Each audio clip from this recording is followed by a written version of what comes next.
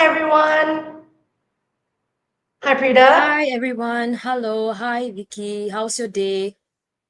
It's a wonderful. It's a warm, humid, as usual in Singapore. I think it's about 30 degrees Celsius. Really humid, but a great, wonderful time to be alive.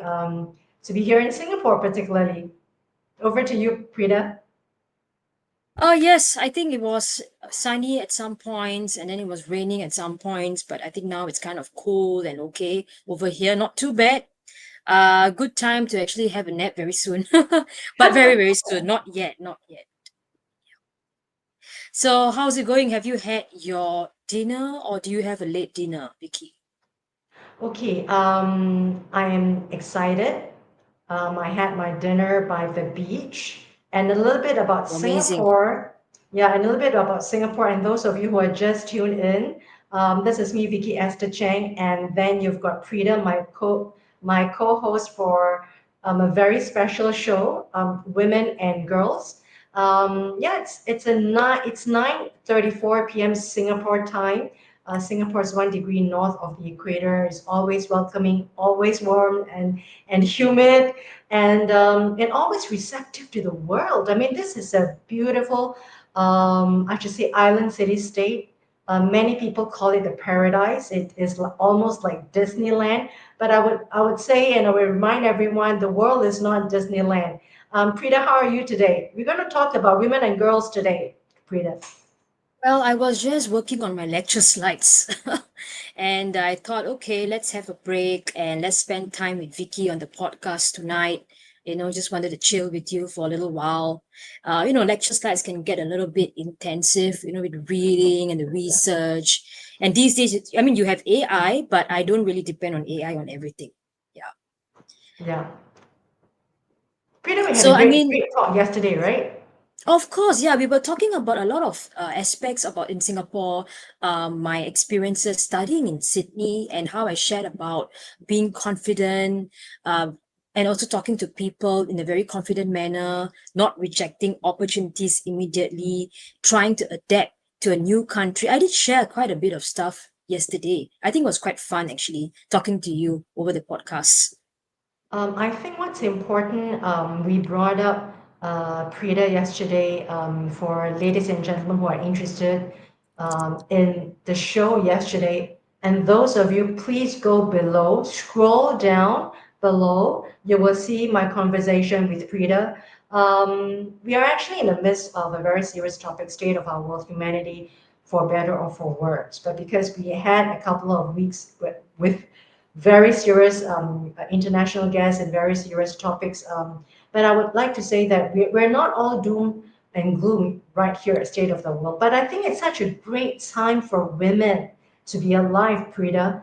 We talked about education yesterday, and I kind of juxtapose the life between my mom and myself.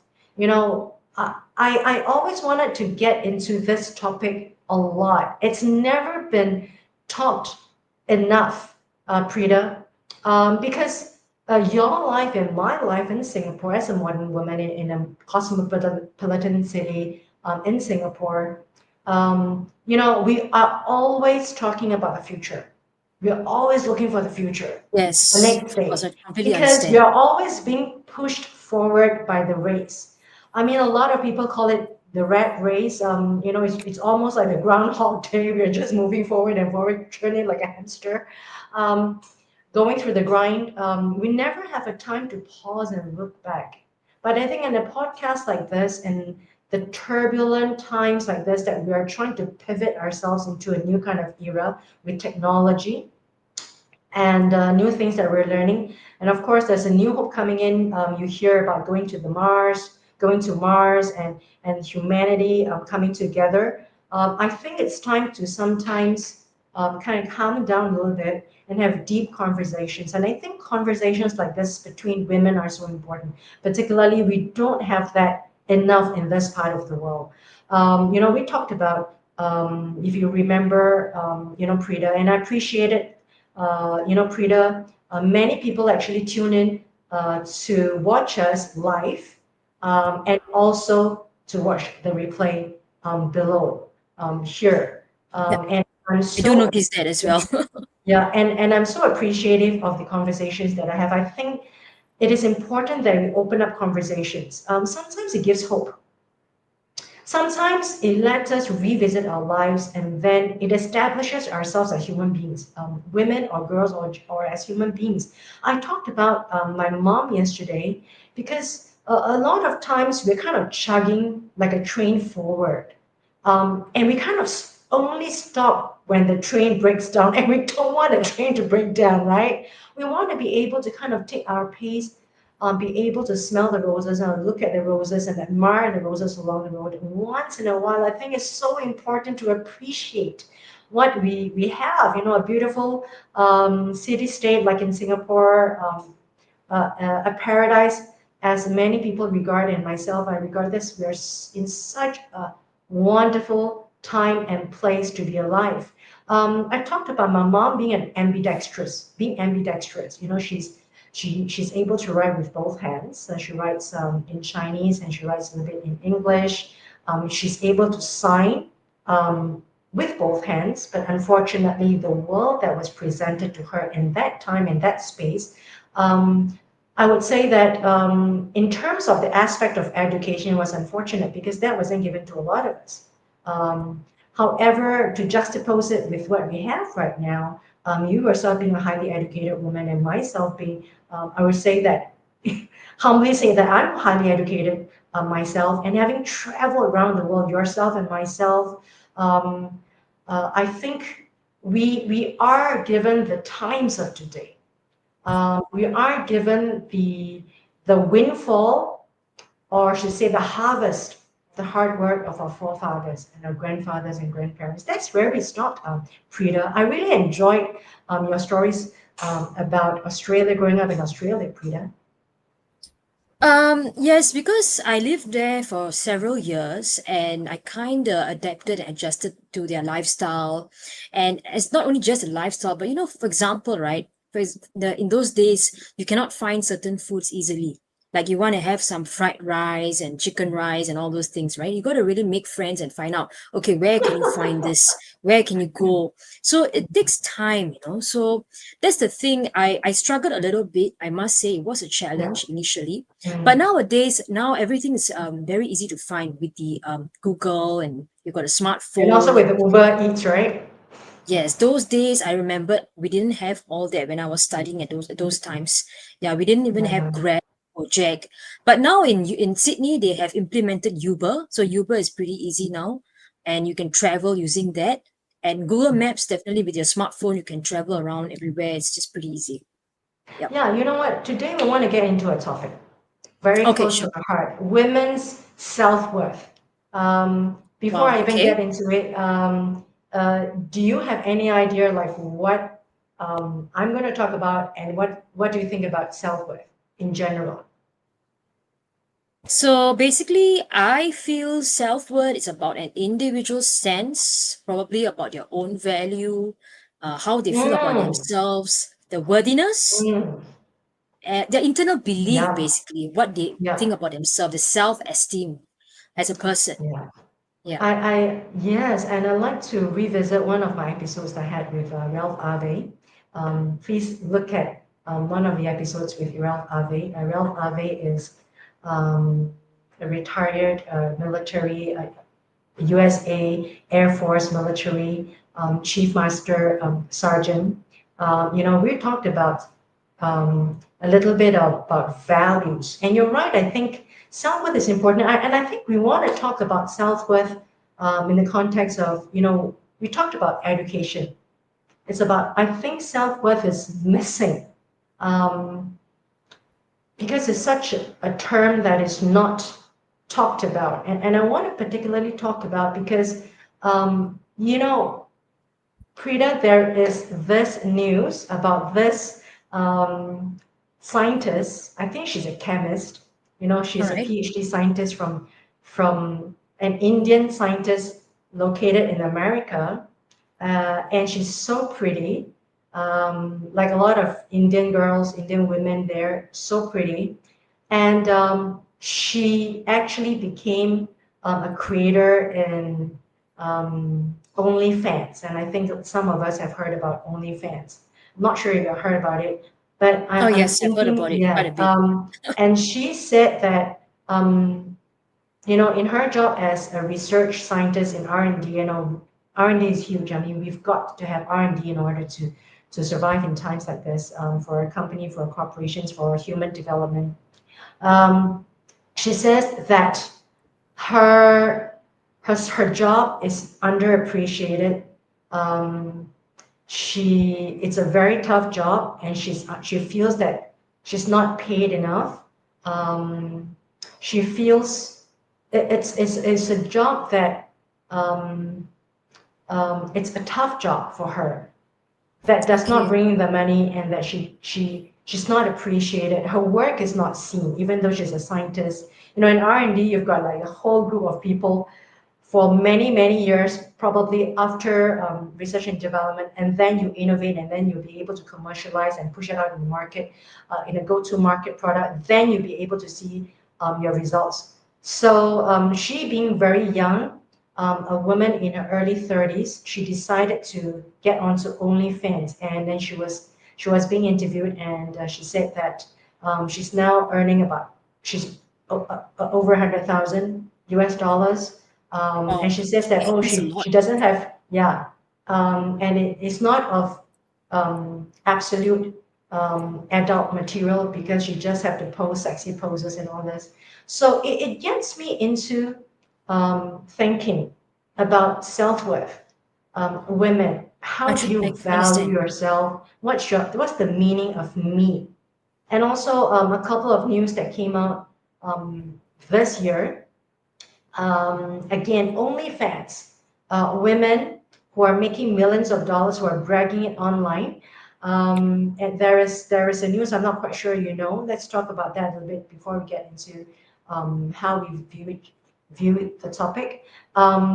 There is this young lady. I think she's in a mid 20s, really young, mid 20s.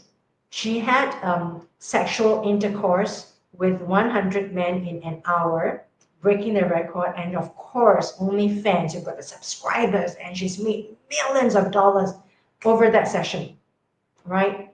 And then you had another woman who tried to chop it up, and break the record, and she had that with 1,000 men. Now that makes me really angry, Prita, because I think we have not only men or not only women, but because the topic is about women and girls, I think we missed this about self-worth. How much are we worth? And I think that's immeasurable. And you can't put a finger on it, even though, these women, they say that within an hour, I made 20 million, I can retire instantly. But I think humanity, or women or men who are paying to watch these, they get the pleasure of it. I think the value of human dignity is debased. Um, and not only that, I mean, I think I'm sounding really, really serious. I think that word is, are we getting into um, depravity? I don't know if I'm getting this like really, really serious, but let's make it really light, since we're this is just a coffee table talk. I think an educated woman would value herself and see herself much more, that we cannot be measured by someone's sweet talk, or attention from a man, or attention from people, because we believe in ourselves, because we are educated, and we have the confidence and something called self-worth. You understand your self esteem. You're built by your self-esteem and yourself, that you know your value, um, and that keeps you on track. You don't get veered towards the other side. Prita, I know this is a bit heavy, but I think the ladies and gentlemen who are viewing right now, you look at the numbers that are coming in and out, you know what I'm talking about. I think this Yes. is something that we are not talking enough in society like this, because we are facing a lot of situations, and circumstances that can bring the human dignity down. Prita, what do you think? Just, I know it's, I don't want to go that serious, but let me just Okay. have a snapshot of Mhm. what's your response? Okay, so with this OnlyFans thing that's going on, I've heard about it, read in the news because I do use social media like Instagram, for example. And Yeah, in Instagram, we do see lots of women posting content. Okay, yeah. and those content are just to get male attention, for example, because I also teach my students about media and social media and all those things. Mm. So sometimes you look at the representations of this kind of content, how what this woman is trying to do. But we also look at those things like peer pressure and FOMO, trying to fit in. And then what happens is these people, what I think is they're trying to use the social media platform to make money. Yeah. That's the whole idea. And when they do Mm. that, young teenagers, they get very influenced by such posts. Like even my students, we had a debate about that, about social media and how Really? how are they affected by all these things. They feel like some of those are very unnecessary, and they don't understand why are these things being posted online. It doesn't make any difference for them. Okay, they are just doing surgical procedures on themselves and just showing them Oh. off. And most of the time, these surgical procedures can cause a lot of health issues as well. So that aspect has not been shown widely in the media, like from what I Mm. know, especially in Singapore. But I will also say that, it's because of the peer pressure, looking good. Like you see the Kim Kardashians, right? The Kardashians family, most people, they want to look like them. The very nice figure, the perfect face, facial features, okay, the lovely outfits that they can wear and fit in. I think most people want to look good. But sometimes it also sends out negative messages, like, for example, you need to look like this only to look attractive, to get a job, to get a husband. So these kind of messages are then being shared to the younger audience, young Yeah. people, teenagers out there, and they start to lose faith and confidence in themselves. And this is Yes. what my students have been sharing, because we did look at some of the media representations, we did analyze some of these images from social media like Instagram, like Facebook. And many of the times, we notice that I think the role models here that we have, like celebrities, some of them don't really teach us good things. Like, Kylie Jenner, I understand, she's a She's the youngest multi-billionaire and all those things. self-made Yeah. woman. Yeah. But she did teach some wrong things. Like, for Yeah. example, sucking on the bottle that causes the lips to swell. And that Oh, was not a really? very good thing. Yeah. And a lot of the young teens, they started Yeah. to do that, thinking that the lips will look nice and attractive. And it was quite insane because some of them actually That and did her that. lips, And right? The lip kit and all this, right? yeah, and then they did that sucking the bottle, and what happened is their lips became so swollen, and they had to go and see the doctor. It was just terrible, okay? But she has done surgical procedures because she has the money to do so, you see. So sometimes, it's kind of it's kind of confusing to talk about this, because some people, they follow all these things. I mean, I understand beauty is important and all that, but sometimes some of these role models or celebrities, they do not actually send the right message to the teenagers or young people. Yeah. Tell us about yourself. I'm so interested. You are such a well-traveled, professional career woman. You've traveled around the world. You've traveled to many countries, and then you're highly educated. You've got a good profession. Tell us about the growth. How important is all these factors or any other factors for a woman to grow, for anyone to grow, and for self-development? Okay, first of all, I will say education is very important. Okay, so even I tell my students, okay, they need to always improve themselves, always take it as a learning experience, read more books, go to the library, just keep talking in English. Some of them are from China and their English is quite weak, but they still try their best to improve. And then when it comes to education, I think it helps you to become a better person. You learn about theories, you learn about positive aspects in life. And not only that, I think when it comes to just about self-worth, we can look at other things like, staying healthy, mentally healthy, just going with your Mentally friends out, healthy. exercising and things like that. These are just basic things that you need to keep yourself healthy and safe and be and also feel happy about yourself. Okay. Yeah, yeah. I think sometimes what you see online may not always be the right thing to do. For Mm, example, some of the mm, things may mm, be good, some of the things may be bad. We should always have a mind of our own, critically analyze, okay, accept what we cannot accept everything that we see. Okay, we need to have a certain kind of mindset where we need to be a critical thinker and not just look at things at a surface level, think deep and accept certain things and reject certain things as well, especially in the media, in the news. So I must say education is very important and it's kind of like helping you with your job and to save money and all those things. So Now I'm that, just going to yeah, interject and throw a yeah, sorry. question Mhm. at you, right? Sure. Would Mhm. you think at this stage of your life, not stage as in your age, but at this stage whereby you've got a successful career, you're educated, um, do you think your next aspiration, what would it be? Will it be family, having children, having a husband, and then moving back just to be a housewife, which is great, or pursuing kind of career, etc. And why so? And what's your aspiration?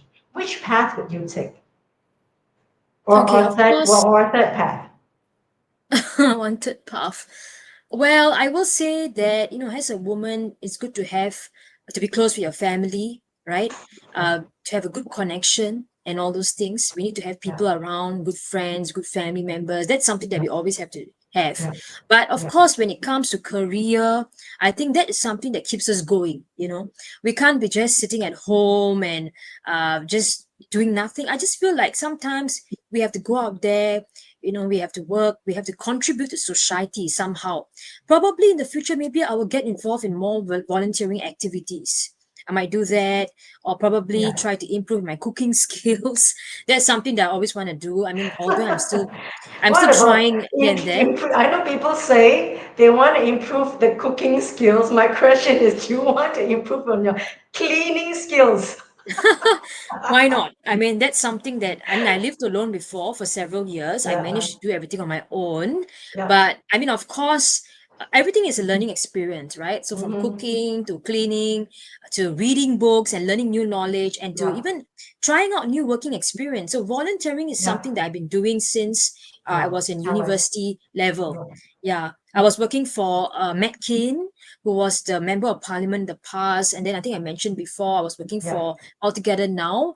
And then for that organization, I tried to help to discourage racism by interviewing yeah, people, creating a yeah, short film. I hope in the future I will get more opportunities to do something for the society, yeah. probably media Definitely, related. That'd be great. That'd be really great. Yeah. definitely, definitely. Yeah, I think we covered a lot of ground, Prita, Yeah, I think so. yesterday and today. Yeah, and I think we covered deep too. Yes, I mean, these topics are pretty relevant nowadays with social media and all those things. Yeah, yeah. Now, I would like to also to talk about, yesterday you did ask me a couple of questions.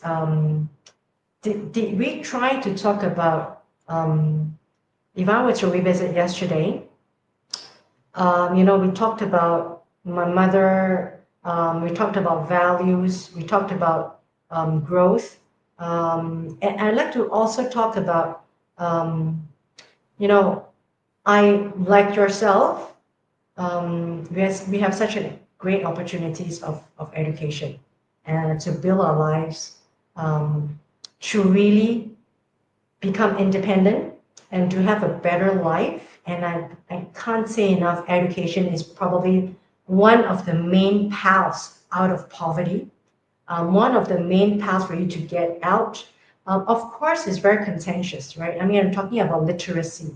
I mean, people can define education in many different ways, but I think getting literacy, getting a set of core competence is what I'm referring um, to. I do want to talk about, um, these years, we have these opportunities, these great opportunities to grow. And I've grown in so many different ways. Particularly, you asked me about being a podcaster. I think it's so important that we establish conversations, and through conversations, establish understanding. And why did I bring up growth for women? I think growth is so important because people forget. We have to be consciously charting these kind of, uh, I should say, posts, where we know where we are going and where we are growing. For example, I think we have such great opportunities to travel. Prita, I do meet a lot of young people. I've taught young people, and I told them that the world's not going to be an easy place. You will not have your lunch given to you. You will not get a free lunch. You do have to work it. And I would always say that um, don't depend on someone's salary to be given to you. You have to seek and not hope someone gives to you. And what I'm trying to say is, if we have the opportunity to travel, for example, that is an avenue of growth. Not in terms of traveling, whereby you go to shops and you try to bargain for the prettiest dress. I do that, of course, when I go Hong Kong, and I would do bargain. But when I go Japan, I never bargain because I couldn't speak the language. Not as someone as a tourist, but as someone who's an observer, a traveler, to really go to places to look and seek and find and try to understand their way of life. And I've done that a lot in my life. When I do travel, the first thing I go to the shops, I go to the universities, I go to places that is not where the tourists go. I remember when I was in Paris, because I do travel a lot, but when I was in Paris, I went into a kebab store, a kebab shop, just to catch something to eat, of course. And was talking to him, and kebabs, they're probably Middle Eastern, right? But you do not know which part they are from.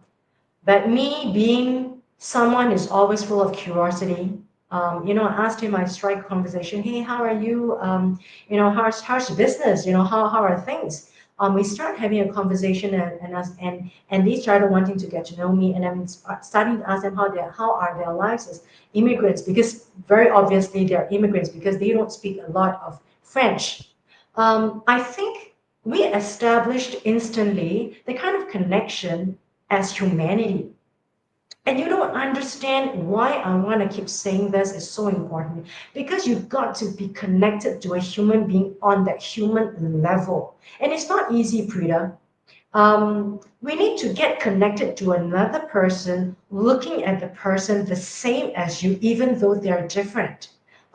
It takes a lot of practice, but I think it's easier for me, and that's why I'm sharing with you and the viewers and the listeners and audience. It gets easier as you go to many, many places and you realize that every face is different, every language is different, the lifestyles are different, the way of their reaction is different, their faces are different. But one thing is the same, Prita, their eyes. There's something between their eyes and something beyond their faces tell you who they are as a human. Whether they've gone through hardship, or whether they're kind, or whether they're angry person, or whether they're people who are disappointed, disillusioned with life. I use that and I see that a lot. And I watch people.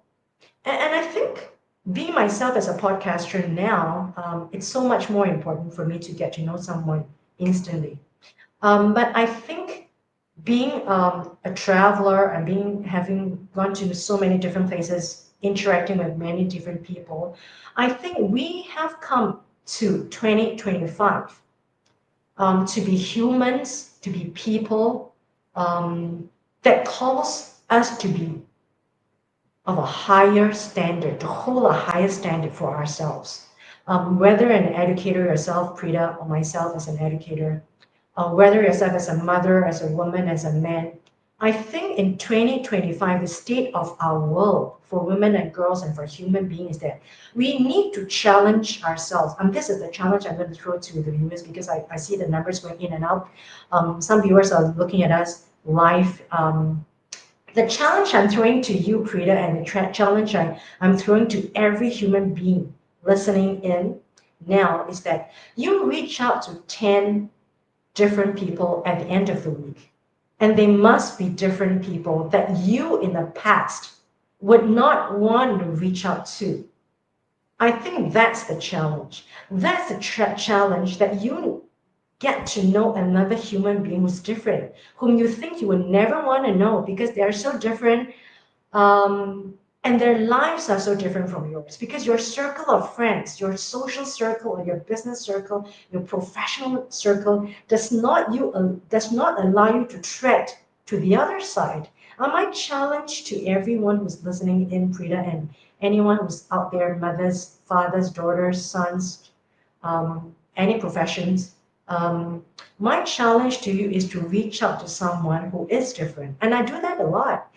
Maybe I'm a busybody, Frida. You know, when I travel, even when I was in France, I self-introduce myself, knowing that I'm going into a community which can be anti-globalization, which can be racist, can be full of discrimination to people who are different from them. But if you come to a place where you think they will be racist towards you or they will discriminate you, hey, not Fred, you be the person to melt the ice. And I tell this so much to so many people that I meet. In the past, I tell to a lot of my students, you be the first person to reach out, to tell them who you are, um, talk and speak and reach out your hand with a smile. And you've got to bring that best person in you in order for someone to see that in you. If you could see someone's eyes and someone's faces that they're angry, they're disillusioned because their life circumstances have made them so, so you bring that brightness to them. You know what I'm trying to say? It is very, really intangible. It is really tough, and you may not understand. Ladies and gentlemen, you may not understand what I'm talking about. Try that to first really get the clean slate of heart to reach out to someone, and then there, at that point, there will be a response. It's almost likened to a tennis. I talk a lot about growth, self-worth. It comes all from you. Some of these old-fashioned values, Prita, that if you're poor, you don't even want to be a beggar in the streets. You know, those kind of old style, old fashioned movies that you watch, the black and whites. I think so. Yeah. My mother's, my grandmother's times, that you will never ask for a handout because you've got so much pride in yourself. You will want to work. You may want to break your back, and you should do that. And those are good values we should keep. And my challenge for state of our world right now is the state of the human spirit. What are we as one human being? You and I, we look different. You speak a different dialect. I speak a different dialect when I go home. I speak a different dialect when I'm with my family. I may use certain kind of vocabulary that I won't speak in a public sphere. So we are really different. But I think right now, what we are showing as yourself as a woman, myself as a woman, as professionals, there's so much similarity in us because we take each other as we are at this level without any encumbrances, without anything that is an obstacle between us. And some of these obstacles could be like our differences in our faith, our differences in our political views, our differences in our skin color, etc., etc. But I think we have the challenge right now in 2025 as AI is progressing. My challenge with everyone is that we must progress as one human being. And that's not easy, Prita. And that is definitely beyond literacy, beyond education. And I can't say, Prita, that I'm perfect, because I swear, when there's a traffic jam and so, when a car kind of swerves into you, and we're trying to get into the train, and someone kind of pushes you, you kind of swear. I think we still have that. None of us are saints, Prita, if you know what I'm trying to say. But I Yeah. think if we go beyond that everyday impatience, we go beyond that everyday anger, because life has failed us. Policies have failed us. People have failed us. Opportunities have failed us. But I think if we are able to rise above the occasion, to see that, hey, the world is charging forward, but we have forgotten that we as human beings, we should rise above. And that's why conversations like this is important. State of our world. I think we have to check ourselves, at what state are we? Have we grown as human beings? Have we grown as an educated woman? Have we grown as people who have traveled around the world? Have we failed in any of our self standards? And if we have not done that, ladies and gentlemen, those of you who are looking at us now or tomorrow, I think the takeaway is to self evaluate. How can we reach out, and how can we be better human beings than yesterday? That's the question. Um, how can we reach out to someone who's different? How can we show the better half of ourselves? We are made up of demons. There are devils in us, right, Frida? But there's the goodness in us. But what's your response to what I say, Frida? It's kind of a mouthful, actually. I will say that, I mean, everyone is different. Okay. I do understand that sometimes we meet someone, we might get along with them easily. Sometimes, we just can't get along with them because of the personalities, they're different. But I think Oh, it's yeah. good to see, like, we can always try to improve ourselves. We can always try to become a better person, try to be able to adapt, and try to make more friends, try to get to know someone. I don't think that it's wrong to do that. I think it's good to be open-minded as well and travel more, get to know about other people's cultures. I think it sounds like a good idea, because I think there's always a way to improve ourselves. You might not be a better person yesterday, but maybe today you learn from a mistake and you can improve yourself with time. That one, I totally agree with you. Yeah. And yeah. Tell us. Yeah, so that one I totally agree with you, because I've seen in my life I made mistakes also in the past. Okay, and I've learned from those mistakes, and I've tried to improve myself in certain ways. Maybe it could be anything, could be even simple things like how to communicate, right? Communication skills, how to improve that, or maybe a job interview where how do I improve myself in that? I think yes, life is about learning. It's like a learning journey for me as well. And sometimes when you Yeah. meet people also, right? I feel like you want to be their friend, and sometimes they are not very easygoing with you, then maybe just give it a bit of time and have a bit of patience and see how it goes. Probably, you can actually become their friend also. It takes time. So I Yeah. think everything takes time, everything is a learning experience, and not to give up as well. Just take it easy. And like you Not said, to give up. yes, yesterday, right? Confidence is the most important thing. So I think confidence is basically the main idea here. It helps you to build Yeah. everything together. Yeah. Yeah. Prita, I totally agree with you. Where we left off at what you said in the major highlight of our talk yesterday is that you said, do not reject someone's invitation. If someone is asking you to do certain thing, to have dinner, or just reach out to you as a friend, don't ever reject because you feel uncomfortable. But I think that's so important, because when you say yes, you're actually giving yourself that chance to grow. Um, and I totally agree with you. The modern women of these times have to create opportunities of growth, and also to um, hold that. I should say that that's to be that standard setter, particularly as an educator yourself or myself as an educator. I think it's so important. Yeah, I Frida. mean, opportunities will come by, and sometimes I always believe that if the opportunity is good, you should just try not to take it up. I'm try to take it up. I mean, try to Yeah, be like how to say, like, do not just reject the offer immediately. And it can be anything. It can be a job offer. It can be someone calling you after many years, trying to make friends with you again. It could be anything. So I will say that give yourself a chance, give yourself the time, be patient, and just take up the opportunity. That's how it is. Yeah. yeah.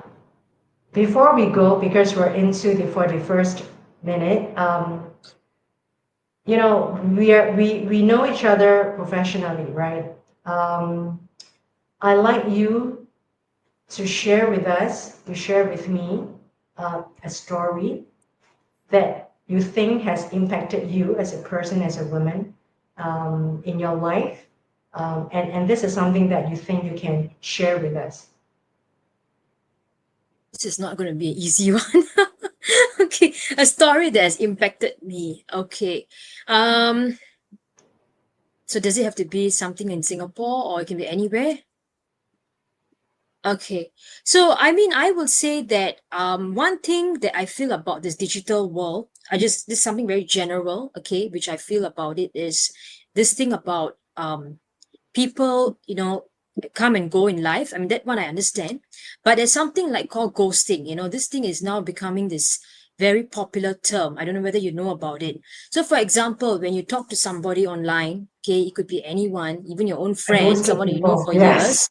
Yeah, and then what happens is you ask them some questions, and it could Yeah. even be your good friend. And sometimes, due to certain Yeah. situations, like because everything is now online, Yeah. people just disappear and just you can't just reach out to them. Okay, so this Yeah. kind of instances I will always say, try not to rely on social media too much. I mean, Yeah. yes, it's a good way to Yeah. create connections. It's always important to meet someone face to face Yeah. for a meal, have a good Wow. chat.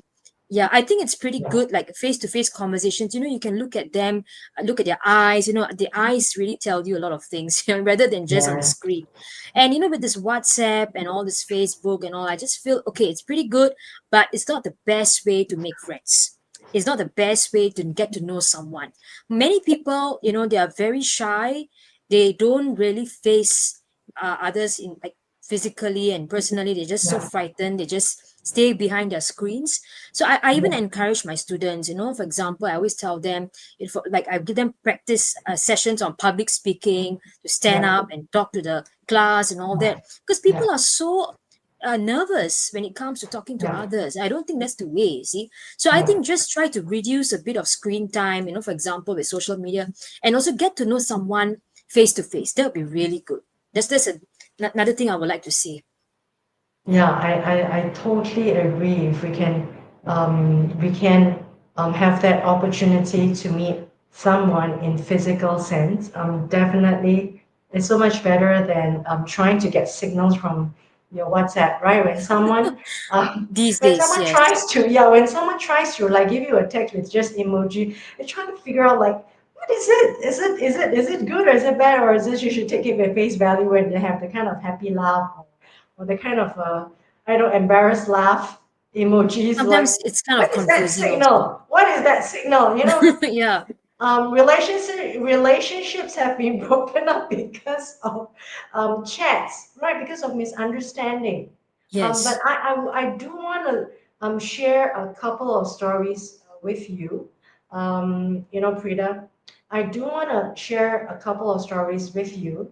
Um, when I lived, because I've traveled so many places, number one, I would really feel that traveling, I would say that traveling, even going to a different street, using a different route, and I don't mean traveling as in you need to go from South Africa to Canada to New Zealand. Not many people have the kind of financial means to do that. But if you do, then traveling, if you do have that means, I would like to say that traveling is not an end in itself. For me, It's not just an end in itself to have shopping, eating, sleeping, and then just gossiping and relaxing. That's an end in itself. To me, traveling is a means to an end. As a means to knowing, for me, I get to know the economy, I get to know the people. I try to talk to the locals. I try to talk to the locals as the owners of the shops that I go to, and not just to go and look at the souvenirs and try to buy the souvenirs, but ask them about, oh, this is a good business, just have a conversation, talk to the restaurant owners, get to know the locals. So I like it when you travel and do anything as a means to an end in growing, an end in really learning something about the world. That's something that I really like. And my story is just a quick tip, right? Um, when I lived when I lived in Europe, I stayed in small towns as in um, towns that probably I'm the only foreigner that they ever see because they've never left their town in their whole lives. Many people are. They still are. They still exist that way. If you go to huge countries in America, you go to India, go to China, go to Europe, they don't travel a lot because they don't have to, you know. But a lot of times when I travel, or a lot of times when the times that I lived, I was the only foreigner. And when you think that you're the sore thumb sticking out because you're so different, you could firstly feel embarrassed, you could feel uneasy, you could feel fear, you could feel you're sorry for yourself, you could feel regret. Why am I here? Well, if you're a student studying in a foreign place, you feel regret. Why did I choose to study in Australia? Why did I choose to come to this country? I should have just stayed at home because everything is easy, right? My friends are there. But I think that's the challenge of growth. Challenge yourself to get out of that kind of mode um, and get into the positives. So my story is what I did. I reached out to my neighbors. I gave my neighbors roses. I particularly bought roses. Of course, in Europe, roses are really cheap. You buy a stem of rose. You can get a bundle just for a couple of dollars. And I actually gave them, the ladies and my neighbors, roses with a card and introduced myself and to tell them who I am. And I tried to translate that into their language plus English language. And I put it outside their door so they have a little surprise. That's my neighbors. And being really, really conservative places, those old towns whereby they've not seen anyone, um, they may reject you, and they're highly probable that they will reject you. And why are you coming to my town? I don't like a foreigner. Why do I see a different face, right?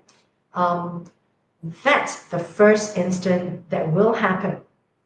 But because I did not want to go to that route, I reached out, and that response was tremendous. I received chocolates, I received flowers, my neighbors made food for me. They wanted to know who I am, where I come from, because you reached out.